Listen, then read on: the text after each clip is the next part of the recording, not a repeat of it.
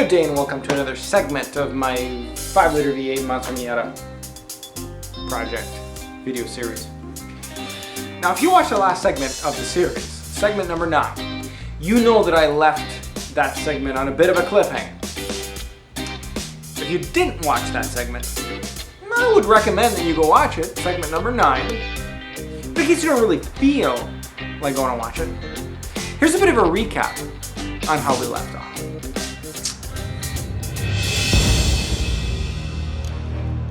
So the day has finally come where I'm about to make the first attempt to start this engine. Am I optimistic that it's going to start on the first shot? No, but we'll see. Otherwise, I put the oil in the transmission, oil in the engine, oil in the differential. It's all ready to go. So I was able to get the engine at top dead center, and I installed the distributor at the right spot, but I'm going to have to time the engine properly once we can get it started. So, let's give it a shot. I've got my fire extinguisher here, and my garden hose ready to be used if I end up needing.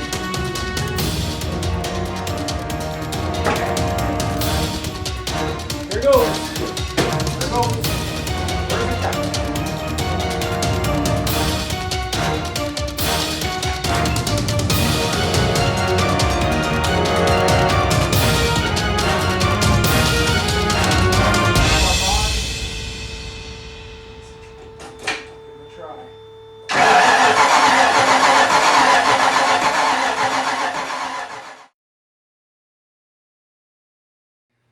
Yeah, alright, that was a little rude of me, I suppose.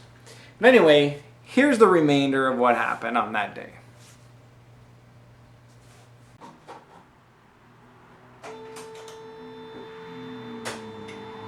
Fuel pump on.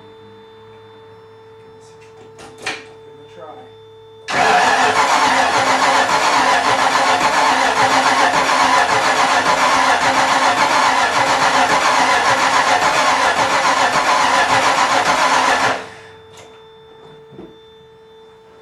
Looks like she wants to start.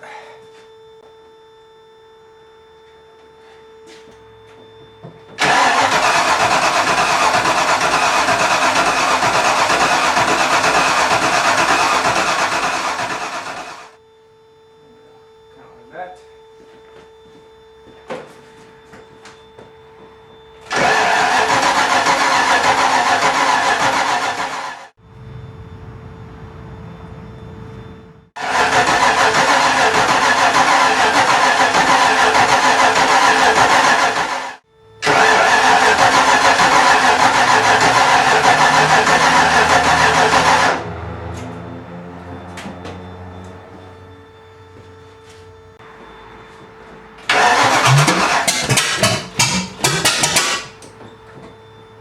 Okay, well that was something.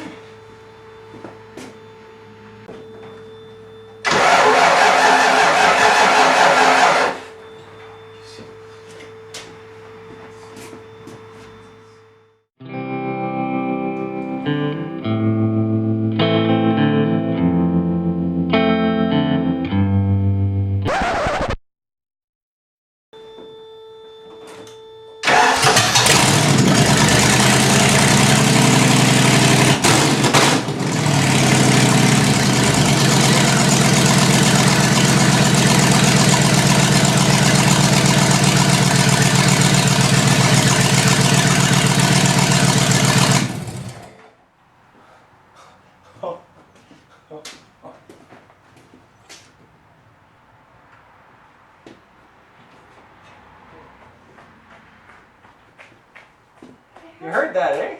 I heard it. Oh, stinky in here. Yeah, I think There's it's... a lot of fluid with the What? rag fluid. Yeah, that's fine. That's from when I filled it. Okay. Oh. Yeah. Yeah. I'm a little concerned about the smoke, but I think that it's, I think it's mainly like,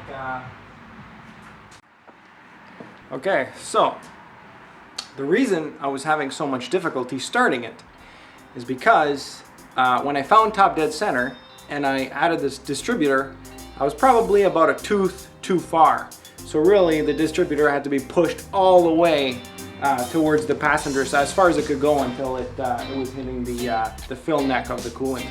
So what I got to do is take the distributor out, move it a tooth, you know, further, and then readjust it so that that engine starts. Anyway, I was able to push it all because I kept finding that it didn't sound right when I was trying to turn that starter. It sounded like something was just not firing properly. So when so then I decided to turn it completely the other way, way off from where I was, and boom, we started.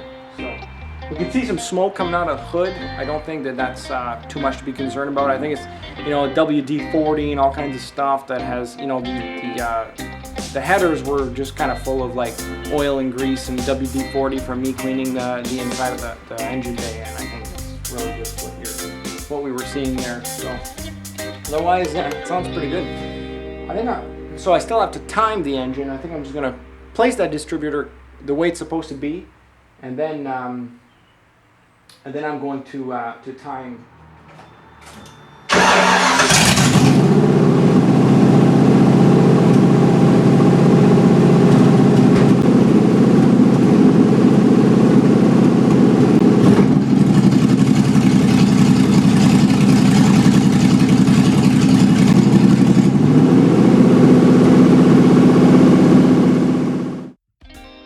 The honest truth is, to get that engine started was really a huge boost in motivation on the project. Now the project was starting to get a little stale, dumping so much work, money, effort, and you're not really getting a whole heck of a lot of return. But finally, when you hear that engine and you kind of get a glimpse of what you're gonna get in the end, it was pretty cool. Anyway, so in the next segment, we're gonna be working on the exhaust. So that's it for this one, and until next time.